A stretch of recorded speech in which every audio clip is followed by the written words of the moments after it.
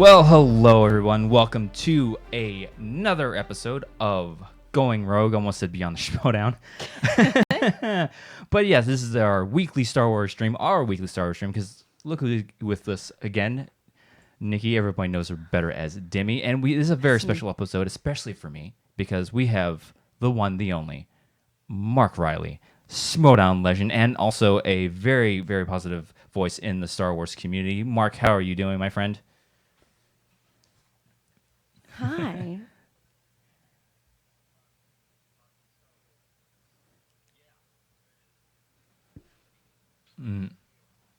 Yeah.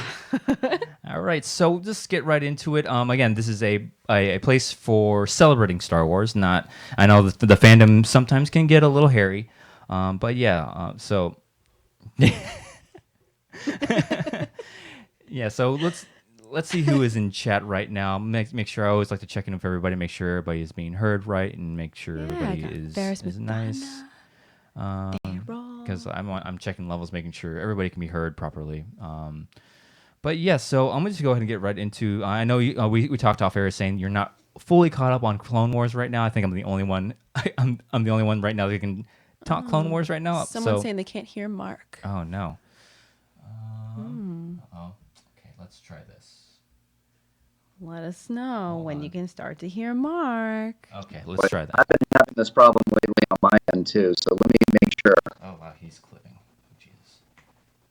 Okay, let's try that. Yeah. Okay. Mm-hmm. Yeah, how's that now? I think everybody should be able to hear him now. How's that? It's always a problem with audio on the show. That's the name of the game in this show. Yeah. Echoing and all kinds of stuff. So let us know if you can hear Mark right now. But yeah. Can you hear me? Can people hear me? How can you hear me, guys? We can hear you. Yes. Okay, yeah. So Clone Wars. So the last episode, I believe, was Deal No Deal, and it's continuing this storyline with Ahsoka and this new character Trace that she met, and she's going off on a deal with her older sister, and it ends up going bad. Surprise. That's usually how the story works. But yeah, I enjoyed this. The first one with Ahsoka, I wasn't crazy about. Because it's just I wanted to dive deeper into, because I just want to see her back into battle and into Clone Wars and fighting Maul and stuff like that, and it's just gotta be patient. But yeah, and we hear Mark, but it's choppy. We're saying. Oh jeez, it's choppy. Choppy. Choppy. Okay. I don't know. Great. Let me see here if I can do anything on my end. Well, no, I think it's our end that's happening. Got it. It's choppy. What do they mean by choppy? Oh God, I really should have tested this. What is this, SEN? Oh no. It might be Skype. I don't know. Hey, we're all stuck at home. We need to deal with technology now. God help us. Yeah. Every single one of us. I think they might mean it's clipping. Let's try that again. Hopefully this helps. All right. Hopefully that works. We'll see. Because I think that might be better. Is that better, guys? So. Hopefully it's better for everybody. It's all good. Yeah. You can hang in with us. Yeah. We're gonna leave you for her. It's a short stream. We try not to go over an hour, even though last time I had a guest on, we went like an hour 15 with Goddard. But yeah, so while I'm talking Clone Wars and Mark and Nicki are just listening to me jabber on about Clone Wars, hit up our Streamlabs, streamlabs.com, videos by Andrew .com/videos by Andrew 1, and also our patrons start submitting questions as well. I know for Patreon, I missed one last week from, I believe it was, let me get that up right now, from Ferris Mathana asked, so but I'll get to that in a second. But as far as Clone Wars goes, I like this episode. It got a little hairier than the last episode. A little bit more conflict between the characters. But yeah, I like to see where they end up after this one. So I'm trying to speak cryptically so the people that haven't seen it get a chance to catch up on that, and also, and also. Yeah, this is a lot better than the one before, because again, the other one didn't go as deep as I would like to. But yeah, so going to this Patreon question from Ferris Mathana last week, so he asks, if George Lucas comes up to you and says you have two choices and you only pick one, do you want a land speeder or a pod racer to use in your everyday life? So yeah, I already answered. So he already knows my answer in that, but I'll reveal it to everybody else. So I'm gonna throw it to Mark first. Pod racer or land speeder to use in your everyday life? Which one would you rather use? Oh man, I mean, yeah, the pod racer would be tough in LA traffic. So I couldn't open that thing up. I needed that. I mean, it's like I would want the land speeder because of its. Yeah, I mean, it's like a station wagon or a Ferrari for LA. So I guess I'm going the station wagon right now. I got to go to Ralph sooner or later. What about you, Nikki? I feel like I'd agree. I'd probably take a land speeder because I don't think I wouldn't know what to do with a pod racer. I mean, like Anakin's flipping switches like left and right. I wouldn't be able to manage. Yeah, I think the more practical, obvious answer is the land speeder. The better question is what type of land speeder, because that's where I bow out because I don't know. I told Ferris the M68 from Solo: A Star Wars Story, the one that he steals in the beginning of the movie.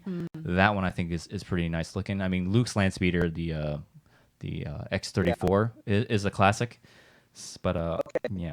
Now you're talking. Yeah. So people go Solo. Okay, I'm picturing Luke's the whole time. If we can open it up, I guess.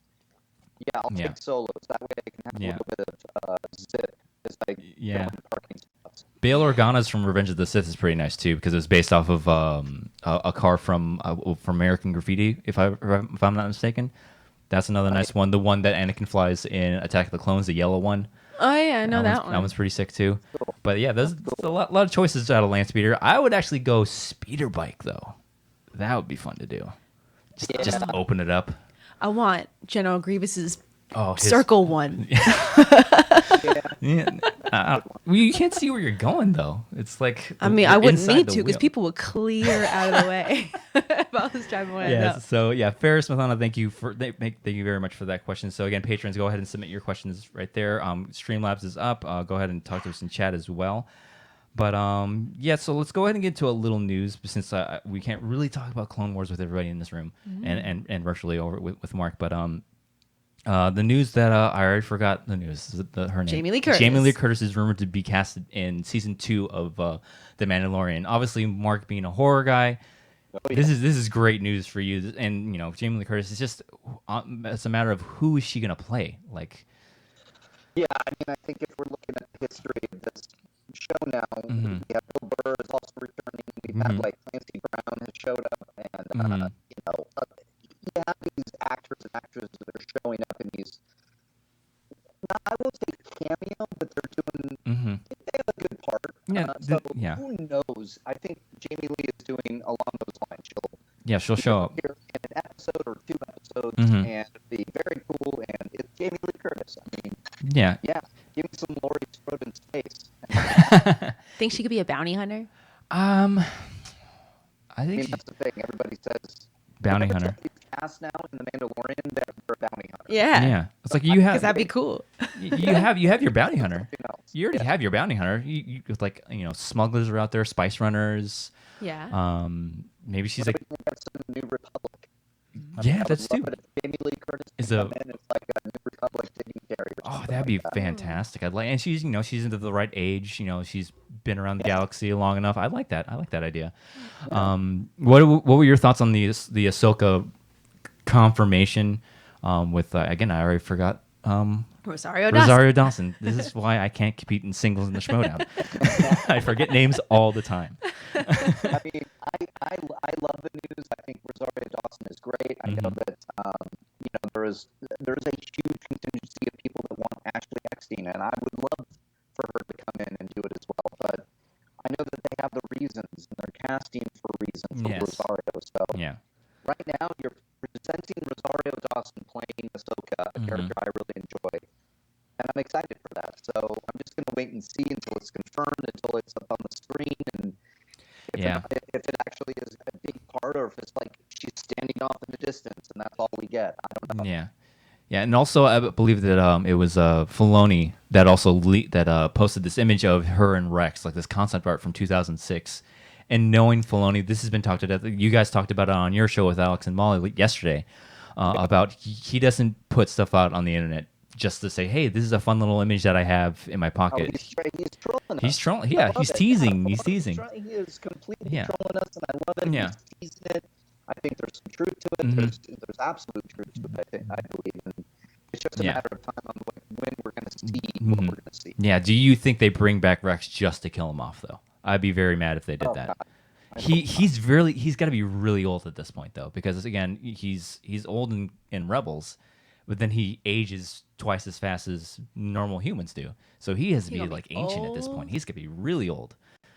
Because wasn't it confirmed that guy? Oh yeah, that guy in the stormtrooper Return of the outfit. Jedi? Yeah, he was was- looking pretty old too. So Yeah, who knows? I mean, I would love to see him return. yeah, See what the implications are of that. I love the idea of yeah, being able to continue following a clone that Yeah. grows and becomes its own thing.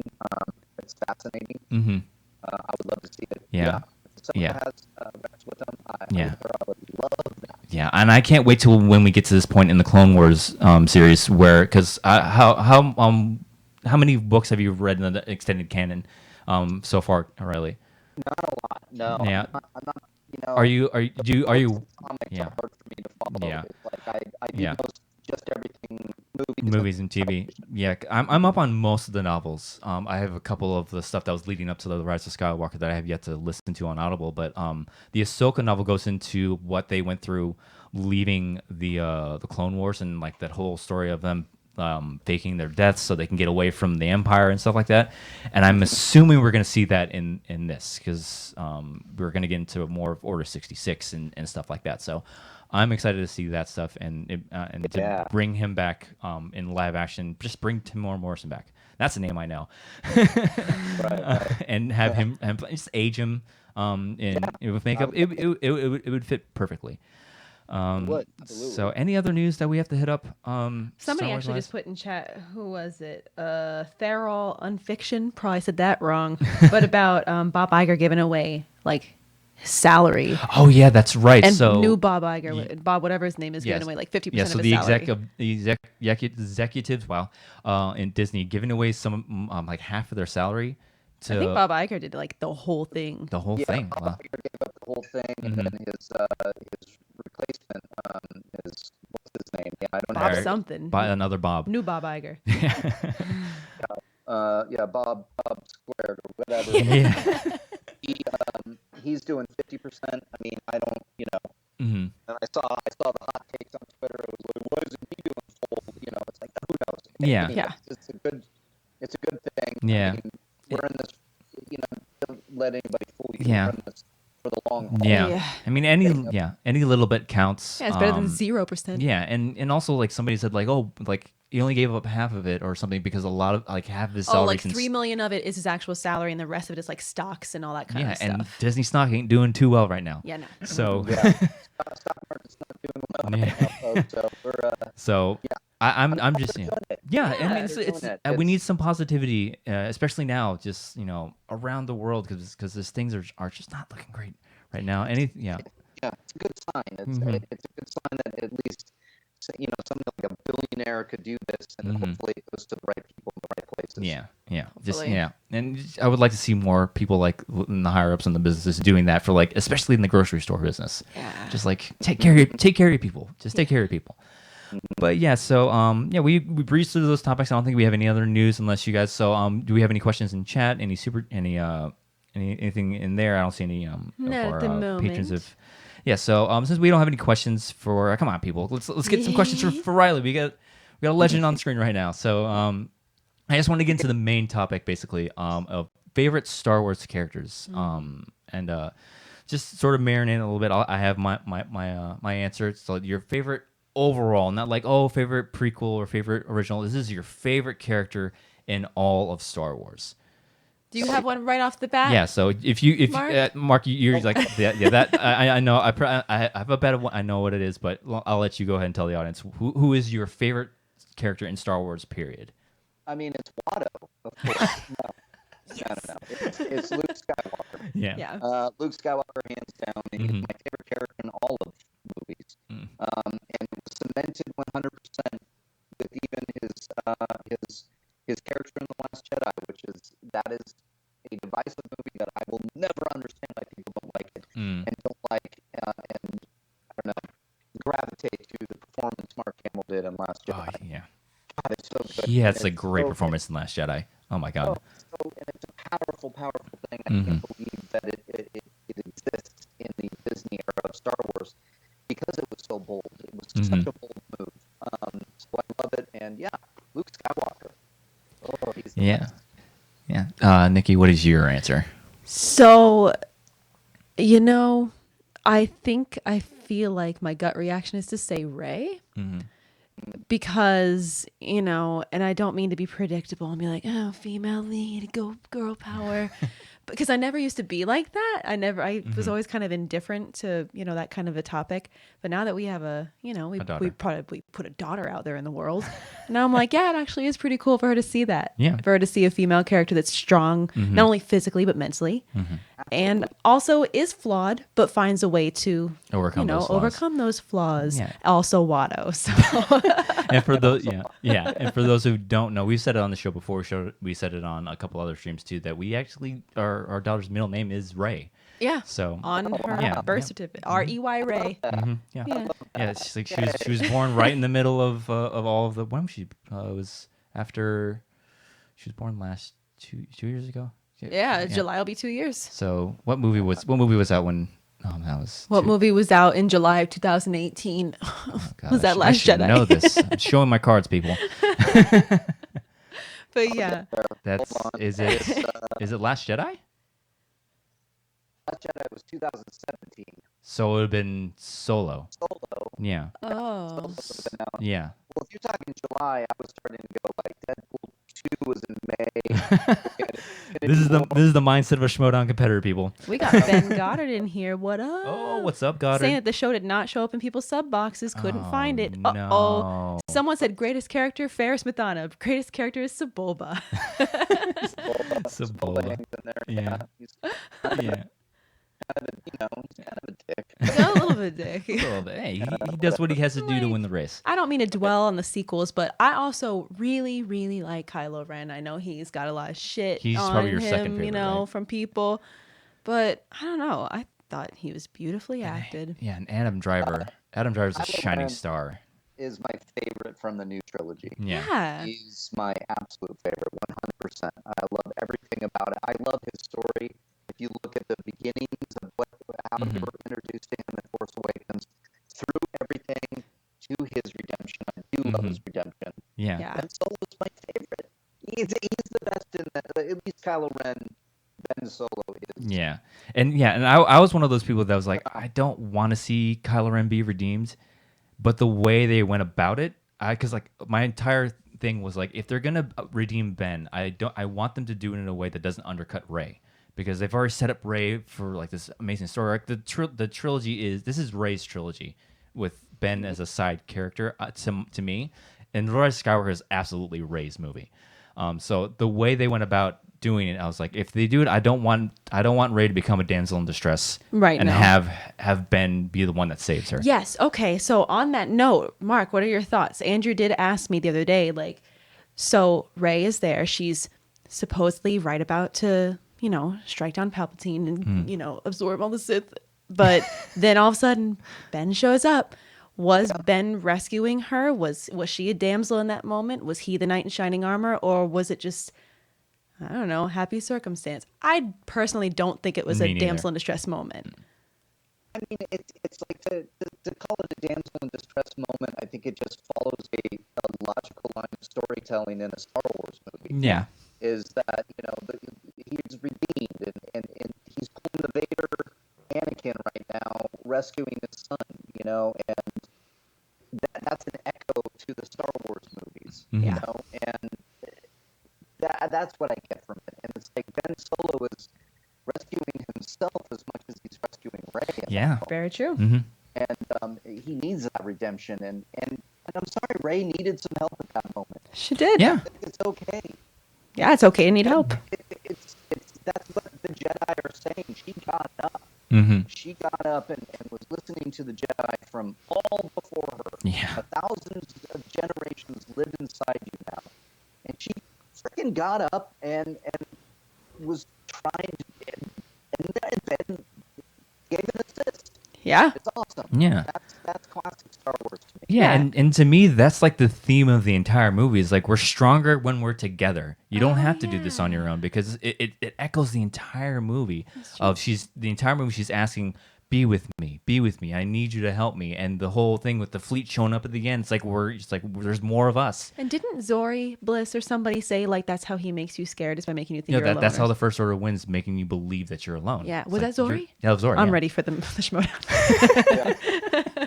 And that's the whole Ray's story arc. A lot of people, I have my problems with Palpatine, and the fact that there is a story element in this that you equate her to the Jedi, which metaphorically I think she pulls the name Skywalker as a way of saying less to do with Luke and Leia, and more to do with the line of Jedi that the Skywalker saga tell. And so she's always been looking for a place. Yes. She's always been looking for her parents. She's always been wanting to, like, I need to go back to Jakku. And then there's, like, who are my parents? And then now it's like she's calling to the Jedi to be a part of them. And they answer her call at that one moment. She becomes a Jedi, a part of something bigger, which is what she's always been looking for since Force Awakens. I'm not sure what's going on there. Sam Mark is still choppy. They're still choppy? Oh, no. Like, can they not hear him or, like... Oh, no. It's probably on our end. Oh, no. This is... I'm going to blame YouTube for being overloaded with everything. Maybe. I mean, like, is he dropping out or is he... Let me know, guys. So saying he's choppy. I'm going to... Sounds like he's underwater. Oh, wow, no. Look at that. That's something I've never heard before. Okay. Oh, no. Maybe it's Streamlabs. Oh, no. Damn it. We should have done this in StreamYards. That would have been easier, right? Oh, God. Yeah, maybe it's two interfaces. I use it, but I've been having issues with sound, too. Yeah. Oh, whatever.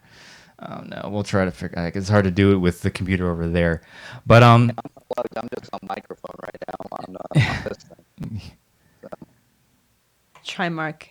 Try having Mark use his stock laptop mic. Thanks, Ben Goddard. well, because we can hear him. We can hear him fine. I think it's just.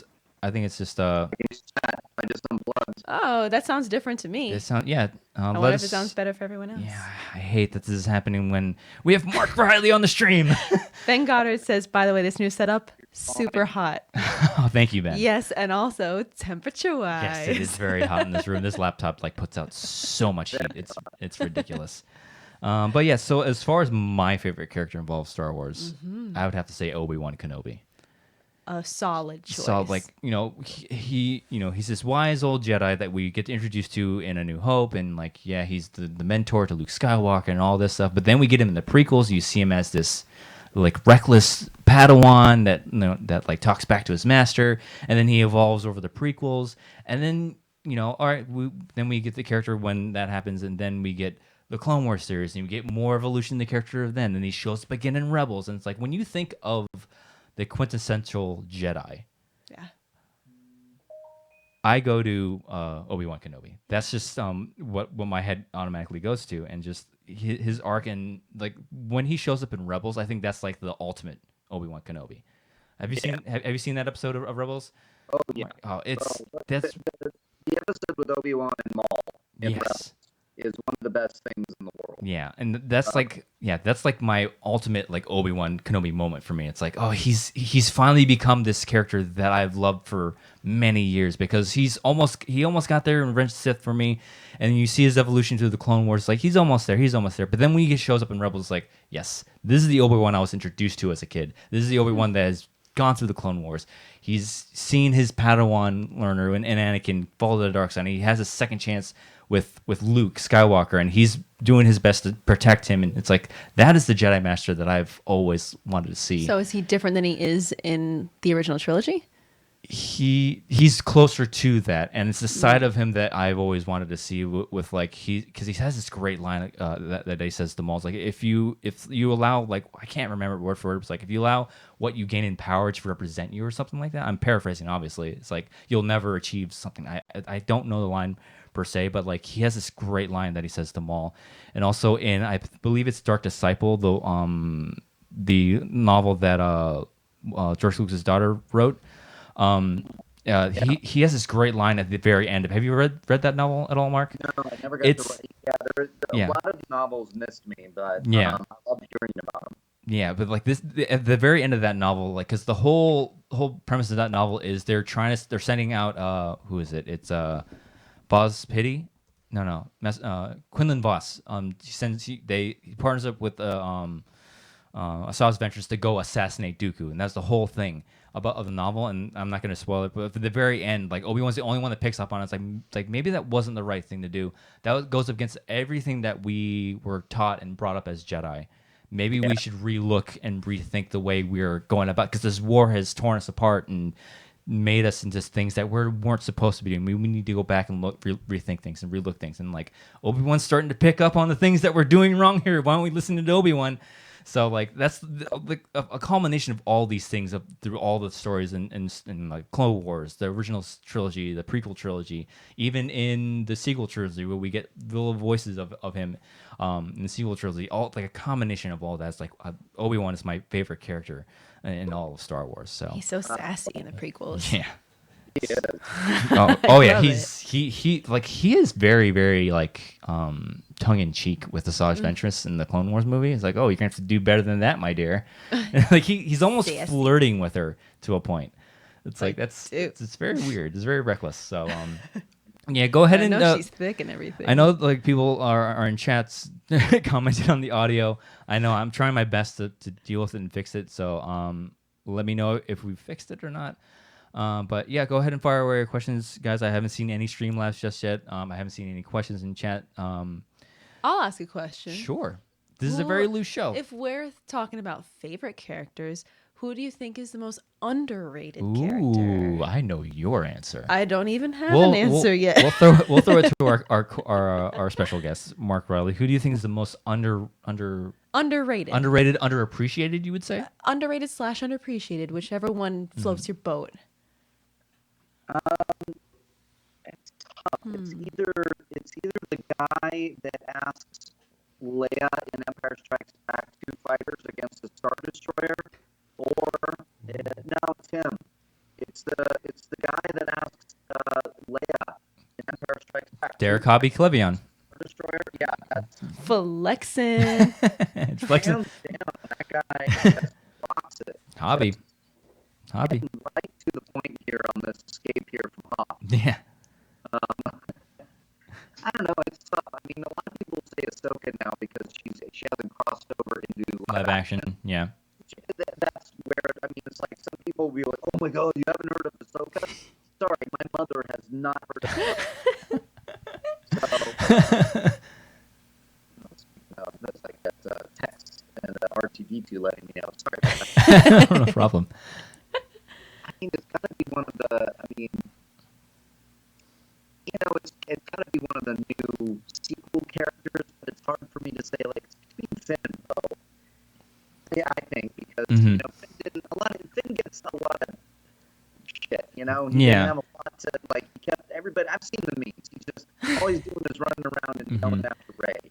Yeah. I think there's a lot more going on with Finn that I like. That has to do with Rey, that he is willing to, he gave up, talk about like a kind of a mirror to like what's going on with Rey. She's looking for a family. He's only looking to protect her at one point after he's been brainwashed for his entire life to be First Order.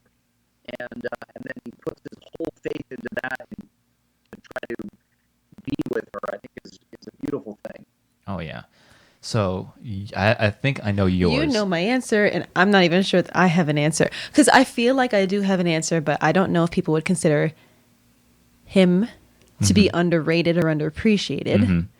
But I'm still going to say R2. Yeah, I knew it. R2 saves everybody's asses all the time. Like, R2's my favorite. R2's like top 10 all time. I think my yes. top 5 because he's some of my favorite moments in the movies. And C-3PO is just a bitch to him in the whole original trilogy.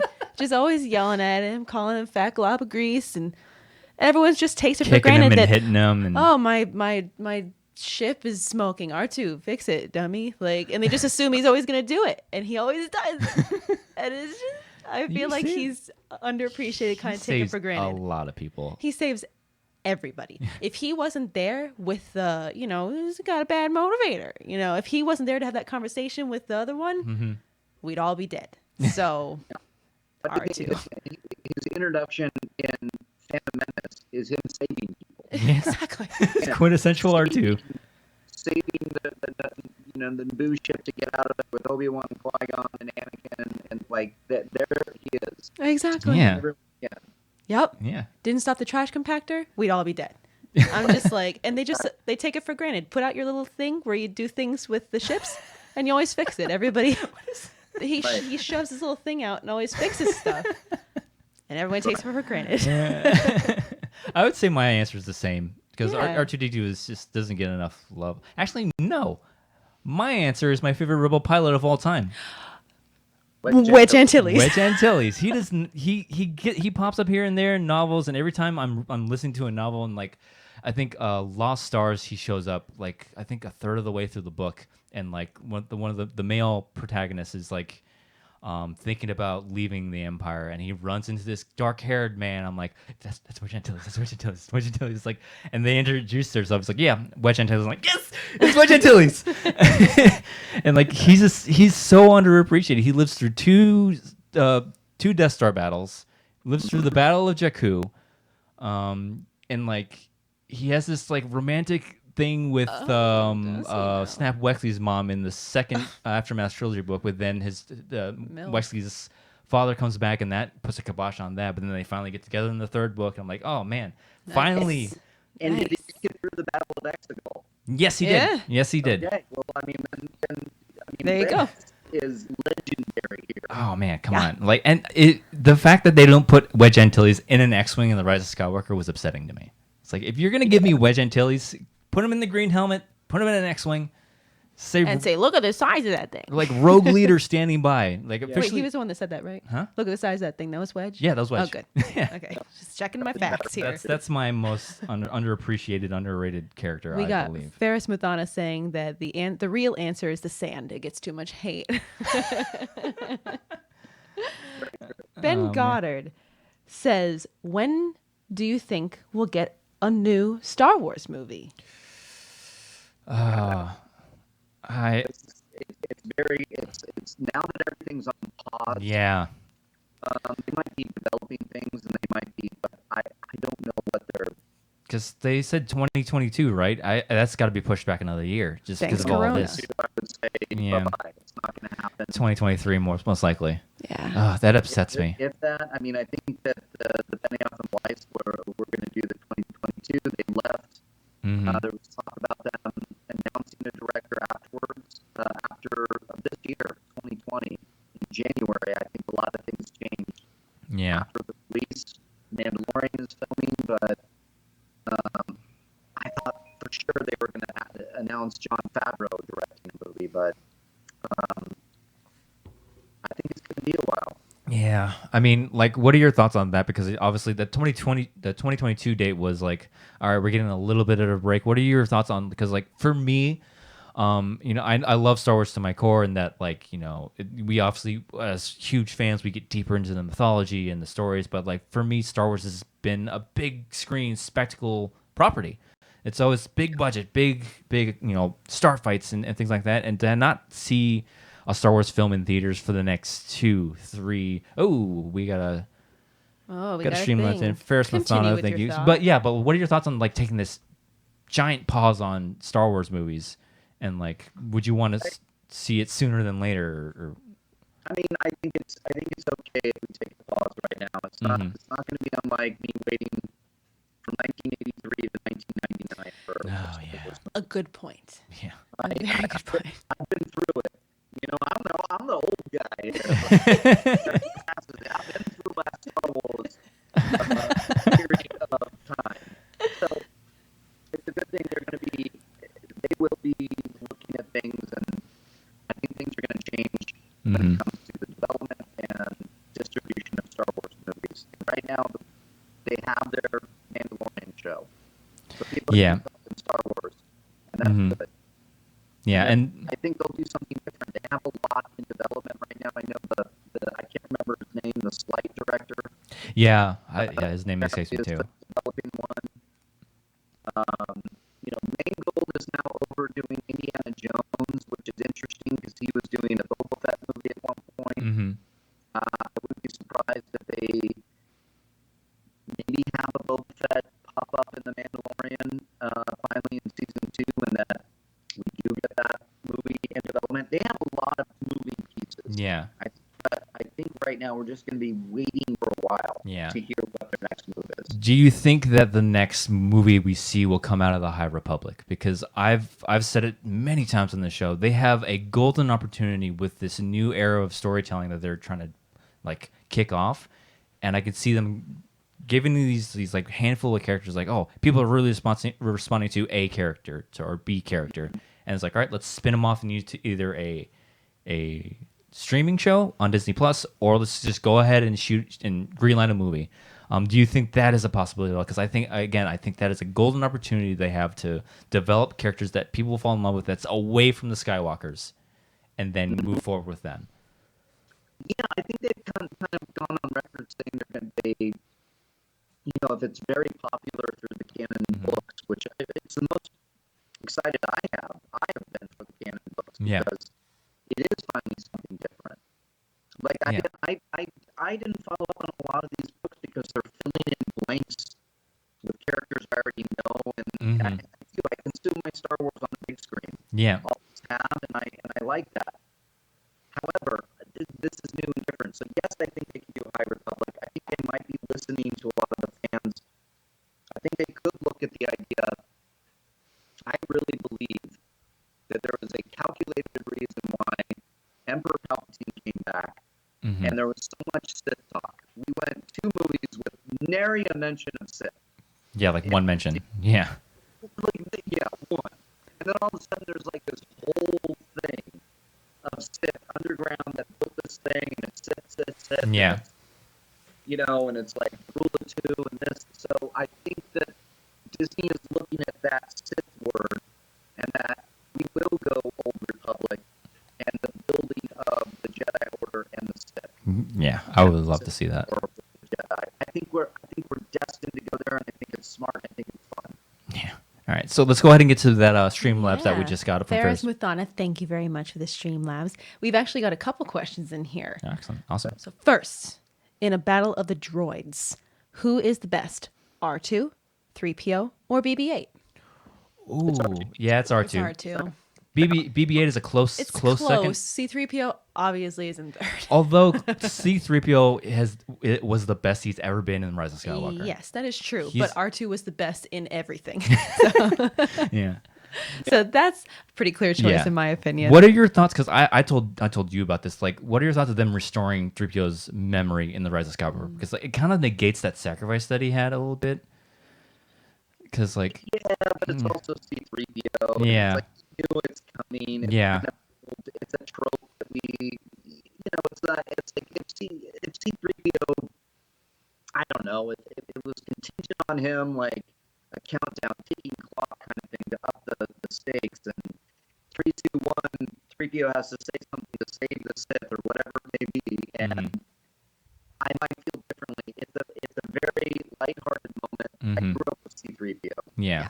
So a lot of people didn't like C-3PO who were older, but C-3PO might have been the Jar Jar Binks for some people that came in on the prequels. Yeah. Maybe. So That's interesting to think he about. was lasted and still contested time. Yeah. So like getting his memory back, hell yeah, I wanted that moment with R2. Yeah. I was always saying like maybe restore his memory like to like an original trilogy moment. So maybe it's like, hey, we have to go to Tatooine with Princess Leia to deliver like some. Yeah, that would have been funny, I think. But He remembers nothing from anything past like a new.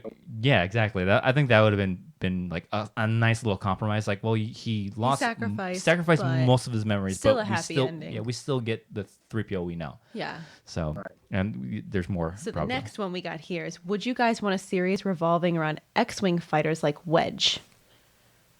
Yes, absolutely.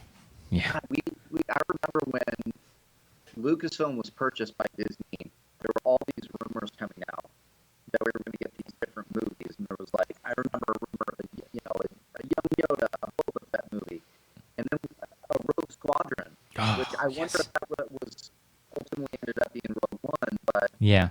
we were thinking like X-Wings, and there was a working title called Red 5. Oh man. So I don't know if that was, and that's a report I remember Yeah. Whenever the schmoesno.com, and it was like, that's how long ago it Oh was. man. That I remember reading it. I would love that, and I would love to see that.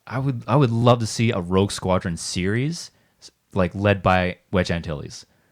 Officially make, because like Yeah. in old Legends, when Luke left to do all his Jedi stuff, Wedge became the leader of Rogue Squadron. Because I think I'm like 4 books into the Legends book of the X-Wing series, and he leads Rogue Squadron into like these impossible missions, and the Rogue Squadron becomes known as the squadron to do the impossible missions, sort of like the Mission Impossible of the Star Wars universe, basically. And like I would love to see that, because like I also in canon now, I think they brought in, I think it's called Phantom Squadron, and which is another nod to another Legend thing's called what was it? Where's Alex Damon when I need him? What is it? Wraith Squadron. They used to be Wraith Squadron, which was a Phantom. So like, oh, Phantom Squadron. But yeah, I would love to see, because I've always been a big X-wing fighter pilot type of dude in Star Wars. That was one of the things that really drew me to Star Wars as a young kid. But yeah, I would love to see I that. love it too, man. Yeah, I remember reading those books Mm-hmm. before they were expanded, legend, whatever Yeah. they were. It was just like, I love those adventures of them. I think it could work better as a streaming series, to be honest with Oh you. yeah, I would definitely like that's like kind of the go-to now. If it's like, yeah, make it a series, make it a TV series, and like I get that, but again, like I want to see Star Wars on the big screen, especially like if it's smaller pocket stories, I'm completely fine with that. But if it's like large, like galaxy-threatening stuff, put it on the big screen. I want to see it on the big screen. Yeah. So Ferris Mathana, thank you for that. Oh, Is we there- got one Oh, I'm more. sorry, my bad. What books would you want to adapt into a movie or series? Ooh, I'll let you go first, Marcus.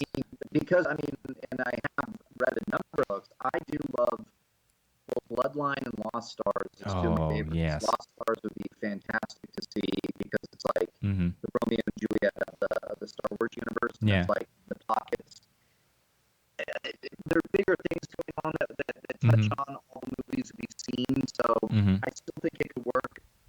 But Bloodline goes into like the aftermath and Yeah. the rise of First Order, and Mhm. you get a lot of Senate politics, which I like. Oh, the politics in Bloodline are so good. Oh It man. was really cool, so I'd love to see, like, I wish we got more of that in the sequel trilogy, to be honest with you. Yeah. The government.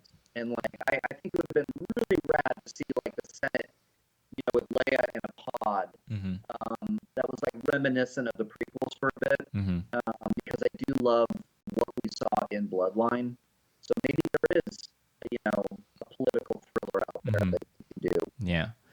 I would like to see them adapt the Plagueis novel, because have you? Yeah, Oh, they should just go ahead and make that canon, because it fits so well into the story. Like, just take it and just make, all right, that'll be the one exception out of the Legends novels that just gets made into canon, because it's the way that the politics in that is amazing, and to see Palpatine come into his own and then ultimately turn on Plagueis was amazing to see, and see the little threads that they pull with Dooku and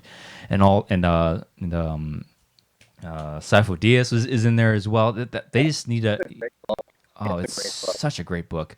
Yeah, to have I think Harla said this about get guy that plays Loki. Oh my God, terrible with Hiddleston. names, huh? Tom Hiddleston. Tom Hiddleston as young Palpatine.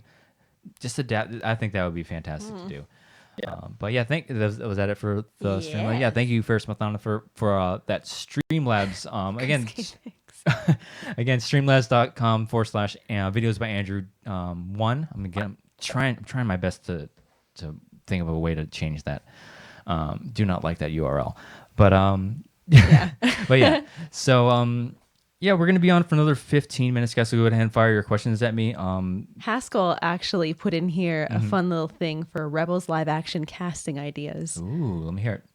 First person, I don't even know who this is, the actor. Dylan O'Brien from is that Maze Runner as Ezra. Ooh. I'm glad that you guys know who that is, because Yeah. I sure don't. Yeah. But Ezra. John Hamm as Thrawn. That's a good one. Yeah, I could see Yeah. that. And Christian Bale as Kanan. Christian Bale's theme is Yeah, pretty that's good, pretty good. Zoe Saldana as Sabine. So I said, oh, I do like that. Ooh. Yeah. So now that we're on the topic of animated characters going into live action, are there any characters that are either in animated shows or in the comic books or the novels that you want to see adapted for live action, whether it be in a movie or showing up in The Mandalorian or one of these streaming shows? Or are there any characters that pop? Because I've had my de facto answer for the longest time. So I mean, yeah, they had to be Ahsoka and I think Thrawn are the two that I would love to see in live action. However we could do it. I mean, there's some really great Clone Wars and Rebels where they get into the Mandalorian stuff, where they get into the Darksaber, and we're starting to get that now with Mandalorian. So you can get Bo-Katan with the connection to the Darksaber. I think that would be because it's so tangible. I think it's going to happen. So I think Katie Sackhoff coming back as what would be my number one, because there's the Darksaber. Here we go. What's going on? I'm excited for the implications behind that. Yeah. And more Mandalorian stuff there. So we'll see some live action stuff happen with those Mandalorians. Yeah, it's amazing though to think about, because for so long we've only had Obi-Wan in animated form. So I really am excited to see him back. Again, Obi-Wan being my favorite character in Star Wars. I'm so ready for this next chapter in the Obi-Wan character, just because there's that gap on Tatooine that we don't know what he's doing. We have no idea. Did he leave Tatooine for a brief second to maybe we can save Anakin at one point? Or does he go off to try to find Maul because he senses that he's out there and he's hunting for him? I'm so interested in seeing where that goes. And it was just surprising because I've told you this, McGregor was sitting on this for 5 years, could not tell anybody. I think it's that's such a burden to bear, and again they're already delaying it even before all this happened with the coronavirus, and now it's seeming do they even hit, because before everything happened and they said, all right, we're gonna take a break because we need to redo some things. They already said that we're still on track to hit the release date. Now I don't see that happening. So it's very disappointing. But I know you're not very familiar with any of the canon characters. Nope. So that's for damn sure. But I've been screaming, aside from Ahsoka, I've always wanted to see Iden Versio jump into live action. Because did you play the Battlefront 2 game at all, the storyline? Yeah, that was a good Star Wars story for me. Yeah. I really liked the Battlefront 2 storyline. Yeah, this is a character that not a lot of people are familiar with, because if you didn't play the game, you don't know. And there was also a book that Janina Gavankar, that's a name I know. She narrated, because I do all the books on Audible, and she narrated the book, the Inferno Squadron novel, and she did such an amazing job. So she's all in on this character. I want to see her cast in a live action. Yeah, the actress. Bring her in as Iden Versio, because the timelines match up. Does she look like? Yeah, she looks exactly like her character. Perfect. Then there we go. Because they mocapped her for the video game, and the character looks exactly like her. So just bring her in and have her, because the timelines match up so perfectly. Because it's after Return of the Jedi. At this point, she's hunting Imperials down as part of the New Republic. Nice. So she could very well bump into the Mandalorian and just be like, hey, I'm looking for this Imperial, and maybe they team up against that one guy. I already forgot his name. That's in the Mandalorian. Bad guy. Yeah, the main bad guy with. Yeah. Yes, Moff Gideon. Thank you. Wow, something that Mark Reilly knew that I didn't. Hey. Yeah. So that's always been my answer. It's like Gina Gavankar is so hyped for this character. She's every interview she's been in is like, I love this character. I would love to play her in live action. It's like, then do it. Yeah. Greenlight it and do it.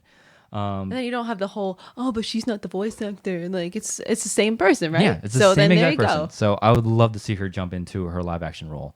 Fun fact, that casting thing was brought up by Ben Goddard. He did say something about can y'all fan cast Rebels? I overlooked that. Thank you, Haskell, for pointing that out. Thanks, Ben. Thank you, Ben. For the idea. Yeah. We're going to be on for another 10 minutes, guys. So go ahead and fire some questions at us. Streamlabs.com/videos by Andrew 1. I almost said .com. But yeah, I want to know. Liam Neeson for Thrawn. Ooh. Well, he's very good at hiding his accent. But I want to know more about your story with Star Wars, Mark. I want to, because I don't think I've ever heard the full story of, because everybody got introduced to Star Wars differently. Especially you're newer. I like to use newer fan. Very much. I was In introduced comparison to very everybody. young. Snow days in Spokane, Washington. I want to know because obviously the age difference between us. I want to know your experience and how you were introduced to Star Wars and just how was with you through the days. I'm the OG. As we keep getting older, and you young kids with your Captain America shields on your walls. I saw Star Wars. My mother, one of my earliest memories was seeing Star Wars, which I realized was probably the re-release in '78 or '79. Mm-hmm. My mom told me she'd just put me on her lap. We went to the drive-in, but I truly remember seeing it in Empire Strikes Back.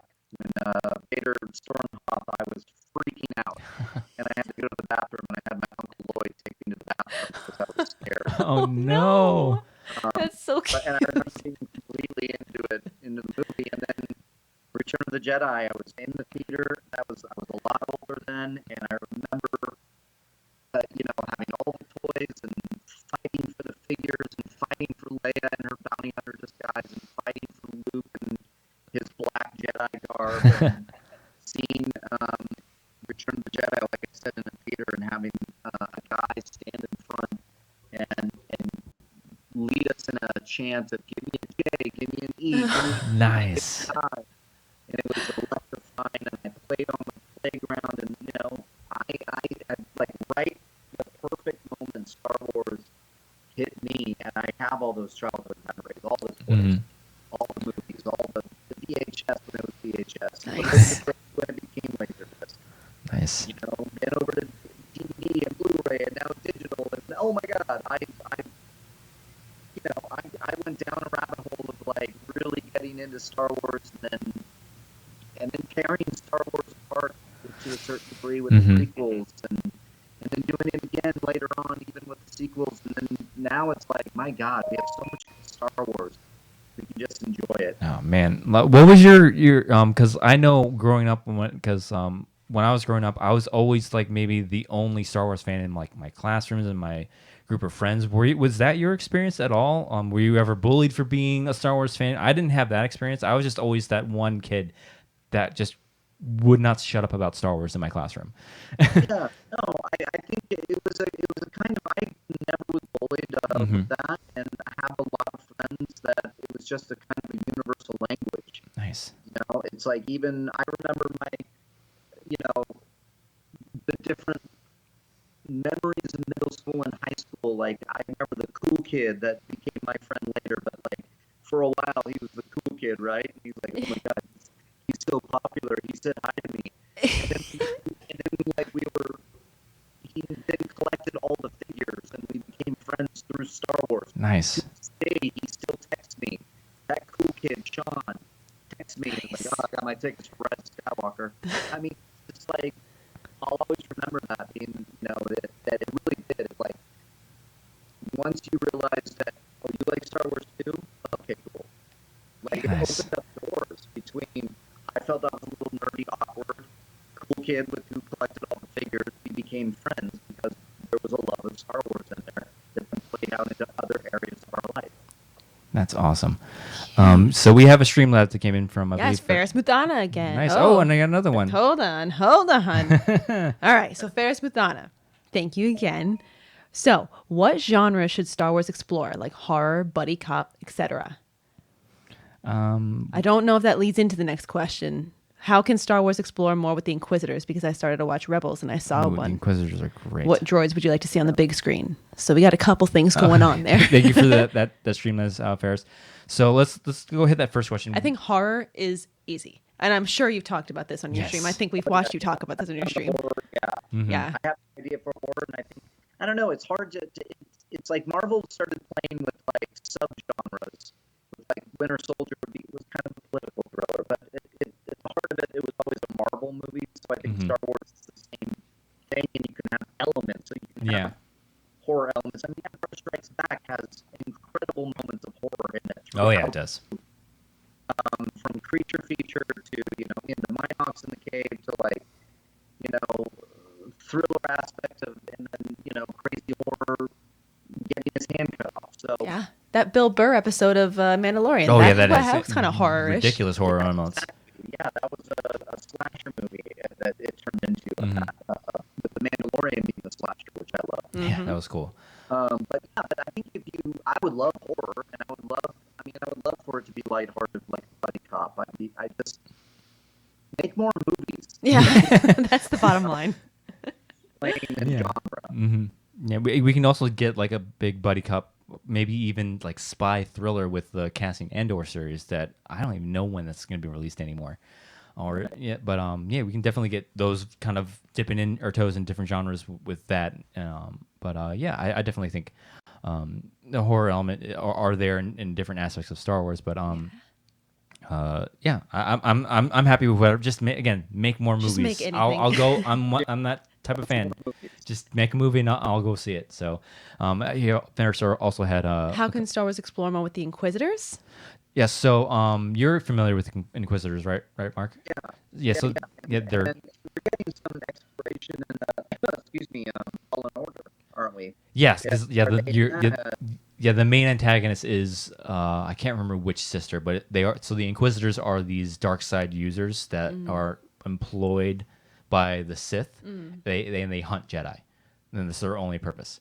Right. So So it's just like Order 66 is always alive with these Inquisitors. yeah, exactly. So like it takes the pressure off of Vader to hunt down Jedi, and he has other important things to do. And it's like, all right, they're like the pawns of the Sith. Like, go find the Jedi and kill them, bidding. or bring them in and turn them, and turn them into War Inquisitors. So yeah, I think Fallen Order gets into a lot more of the Inquisitors.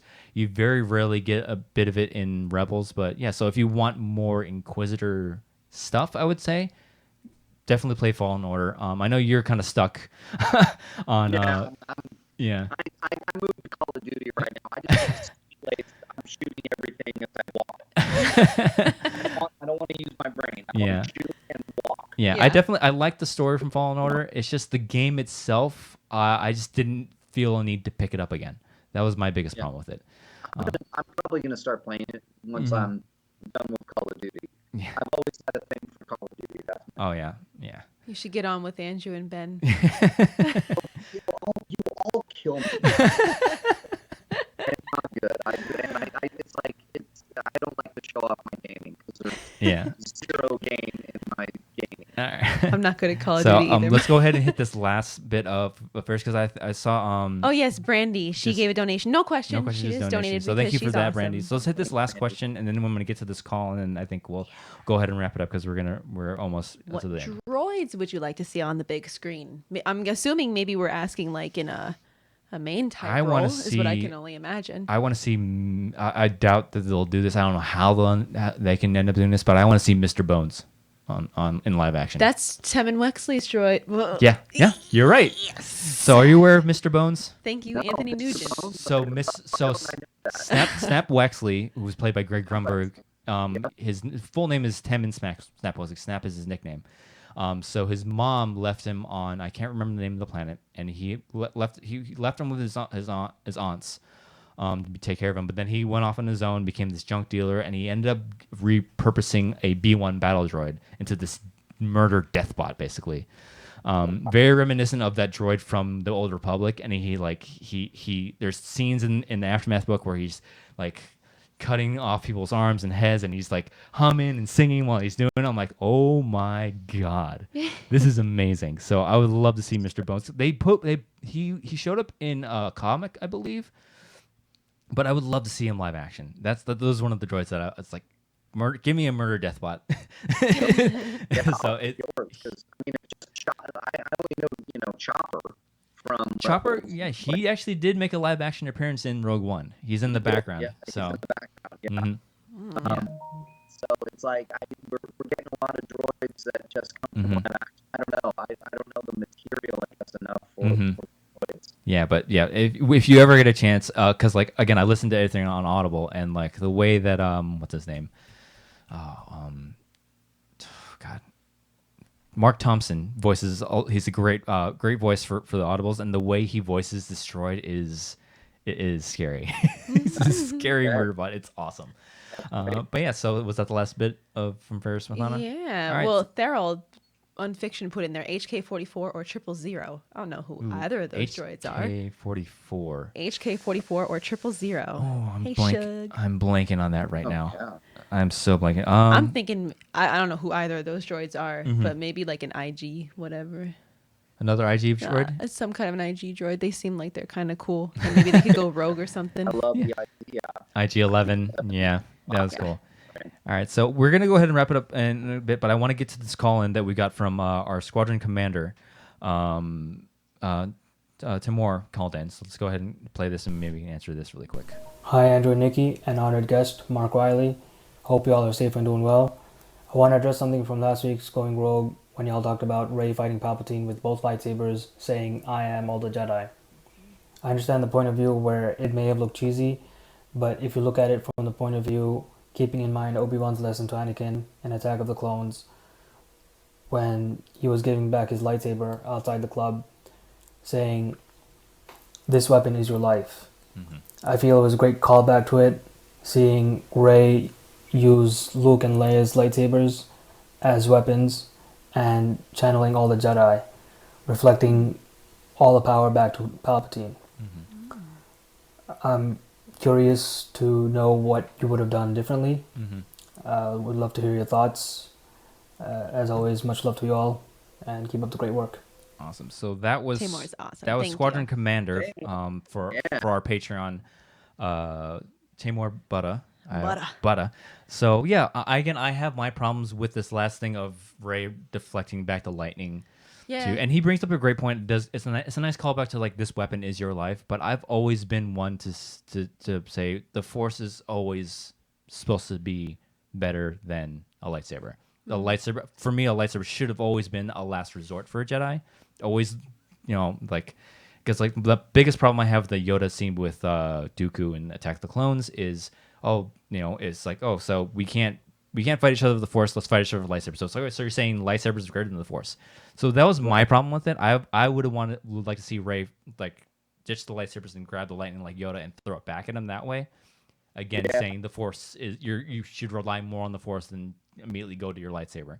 That was my problem with it. But I do get the point that Timur brings up. So what do you guys think? Absolutely. I think he brings up a great point. Mm-hmm. I'm still just stuck on, because Mark, I was saying, I don't want to speak for Andrew. I was saying that I felt that I am all the Jedi, and then boom, and she like brings out both. I thought it felt a little cheesy. I don't know. I wasn't a fan of the delivery of the line. And I just thought it was silly that he kept on shooting her with electricity, and it's like, well, it's obviously not working. Better keep doing it. Like, this is the second time we've seen Palpatine do this. But no, he makes a good point though. Yeah. He hasn't. Well, Palpatine across the board hasn't learned his lesson in a lot of ways. Yeah, that's true. And I get it, and I understand some of the, the takes and the. I don't know. I'm not crazy about it either. However, I like, and this is what I find beautiful about Star Wars, is that Timur is seeing something that we didn't see. Oh yeah, absolutely. And that's what I love, is that we can dissect everything, and I think it's great. There is an echo to it from what Timur is pointing out with like Obi-Wan, this weapon is your life. There's a callback there with Last Jedi throwing him away, and then catching it again and remembering and reminding Rey that it is part of the Jedi. Heritage. There's a lot going into that scene that I do love, and that I love the idea of the Skywalker twins giving the final go, and that's lightsabers. And I can see a lot of the reasons why people didn't like it. From a certain point of view, Andrew, your favorite character, Obi-Wan Kenobi, it's always through a certain point of view that you can see all of Star Wars. Yeah. That's what Yeah, and I would never have made that comparison to Attack of the Clones. He brings so a that's great point. And exactly. Again, everybody, we're all, I mean, it doesn't happen a lot. and that's what's great about this fandom. We all have our own points of view, but we can all talk, and that's what this show is about. Celebrate Star Wars. So I think we're just gonna go ahead and wrap it up there. We've gone a little over, and I don't want to keep Mark longer than we have to. Thank you again, Mark, for joining us. Again, I've followed you through the years, through Schmoes No, Collider, Schmodown. Finstock Exchange is Heck yeah. doing really well. And also your match with Who's the Boss and who'd you play? Odd Couple. Yeah. Airs on Friday, so Yes. don't miss that. Oh, don't miss it. We saw it as patrons. Patrons We got already it seen already. We've It's already a saw it. fantastic match. I might have already gotten the heads up from it being in the faction earlier, but whatever. It's a great match. It is a though. great match. But yeah, so Definite War of the Wits. yeah, thank you so much for joining us, Mark. Where can they find you online, and where can they support you? Because this is a great time to support all your favorite streaming and YouTube personalities. Sure. Thank you, my friend. You can follow me on Twitter at Riley. You can get all my stuff there. Check out my Patreon if you would like at Riley. It's patreon.com/Riley Roundtable. And check me out on YouTube. Just Google Mark Reilly on YouTube. You'll find me there. Excellent, excellent. So as for us, we need to plug our go to the stream as really quick. Yes, We have yes. to plug everything. Plug. So plugging our Patreon. Sorry, you can't see Mark at this point. He's a little invisible. But thank you to our patrons, our squad mates, as we are calling them, especially our squadron commanders, Tamar Butter, Anthony Nugent, Ferris Mathana. Thank you for donating to the Patreon. If you would like to become a member of the squadron, please join us at patreon.com/Andrew and Nicki, Nicki. Thank you for your continued support. And thank you again to Mark Reilly for joining us on this episode of Going Rogue. Follow him on Twitter, follow him on his YouTube page and Patreon. Thank you again, and we'll see you guys next week on Going Rogue. May the Force be with you, always.